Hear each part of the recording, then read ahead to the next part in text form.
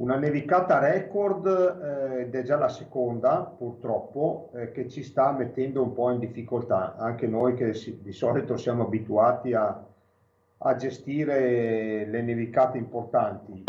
Spero che invece la prossima, prevista sabato, non sia altrettanto cattiva, diciamo, perché ne avremo anche abbastanza. Guarda già alle previsioni di inizio anno il sindaco di Roccapietore, dopo il dicembre da record infatti è di nuovo allerta per il fine settimana, come lui tutti i sindaci della montagna veneta, una montagna sempre più fragile. Soprattutto dopo Vaia il territorio è più debole, più fragile e quindi l'attenzione è maggiore e anche l'ansia, devo dire. La questione riguarda da vicino la stessa gestione della macchina comunale. A Roccapietore si fatica anche a trovare personale, come dimostra l'unico partecipante al concorso indetto per operaio con patenti. Si tratta di un trevigiano di Altivole a oltre 100 km di distanza. Io mi auguro che questa persona decida di cambiare vita a questo punto, di trasferirsi da noi.